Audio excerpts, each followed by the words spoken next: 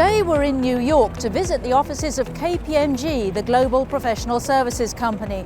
We're talking about the future of finance, how the finance function needs to deal with disruption, to embrace extreme automation and to redefine roles, plus the value that they add to an organisation.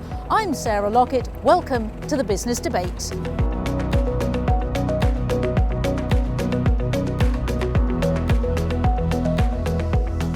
We'll be talking to two professionals today from KPMG. First up is Don Maillard, who is the service line leader for corporate services. Thanks for joining us on the Business Debate. Thank you for having me. Glad to be here. So how is technology changing what finance does and needs to do?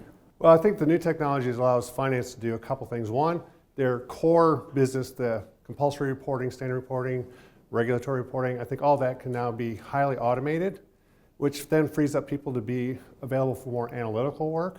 And the technology can allow you to sift through more data and more data sources. So then I think it can start becoming a business partner to the business, letting them know this service line is doing great, this one not so much, we need to invest more here, that type of thing. That sounds just like operational information. It can take the operational data, plus it can start pulling in social media data, outside data, and start synthesizing it, and you start to see trends, you start to see things that you might not have seen before because it was so hard to get access to the data. And then there was so much, it was hard to sift through it. But now you get help with the sifting and with the analytics to help you become a better business partner. You talk about extreme automation. What does that mean? To me, extreme automation is just the automation is happening so rapidly and congruently. So cloud platform changes in its own right would have been a major transformational breakthrough.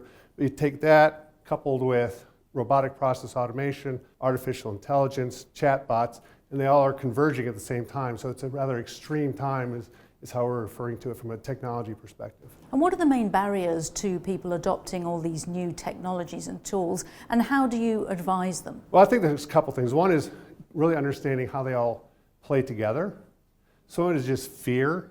I don't know exactly what this technology does or how I can use it, how is it going to integrate with my current systems, those type of things. And it is a rather big price tag to do it. But I think if you start looking at the business cases and the advantages of doing the technology, in terms of not only cost savings, but the ability to grow because you have better analysis, I think that makes the investment well worthwhile. And how do you advise CFOs to navigate all this new technology? Well, I think the biggest part is we try to take the technology and show them how it applies to the business.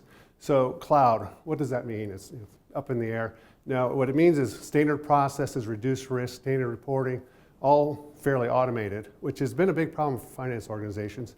You look at intelligent automation that allows robots to help do some very manual clerical things through robotic process automation. And then the artificial intelligence helps move us from detective, what happened, why did it happen, to what could happen. So I think it's much more of a forward-looking, growth-oriented opportunity for CFOs. And how can CFOs use all these advances in technology to really become a more strategic partner in an organization?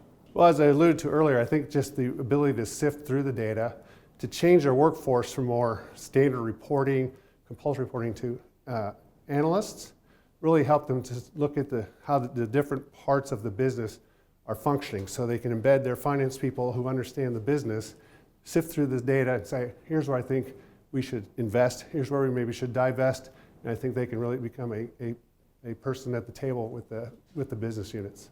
Don, thank you very much. Thank you for having me. Well, I'm joined now by John Mulhall, who is the Financial Management Service Network Lead for KPMG. Welcome. Happy to be here, thank you. So, extreme automation is going to dramatically change the finance function over the next decade. What will a successful delivery model look like? A successful delivery model will make the transaction processing function smaller and simpler. And it will change the nature of the business partner support. So the business partner support will need to be more sophisticated and more future oriented, and the transaction processing piece will need to be more focused on the architecture of the end-to-end process. And what new skills do we need in finance going forward, and how do we develop that talent? We'll need advanced analytical skills and fundamental business skills, and less core accounting and transaction processing skills. Of course, the fiduciary responsibility of finance will always remain the same around risk, controls, financial reporting, servicing investors. However, with the advent of automating a lot of that and then bringing in external data, we'll have a lot more information to serve our business partners in helping them make decisions. Now, how will the skills of chief financial officers need to change over the next decade? Say, will they come from less of an accountancy background, for instance? I do think that the CFO will always need some sort of an accounting background, because that person is the ultimate arbiter of the risk controls, financial statements. However, I think it will become much more important to become a strategist and an analyst. So understanding and helping to develop the strategy, and then taking the non-financial data and putting together the right metrics that will help predict the direction of the business, so that they can bring that together for financial results. And CFOs have a long to-do list when it comes to disruption. Where should they start? What are the priorities? One should start with the business. Always start with the business and the requirements of the business, and then understand all of the new technologies that are emerging and how they come together and how they're architected to serve the needs of the business. And thirdly, understanding the skill sets and how one will develop, recruit, and retain those skill sets. A big job, a difficult job? A big job, a changing job, and a difficult job. Well, John and Don, before you, thanks very much for joining us. It's my pleasure. Thank you.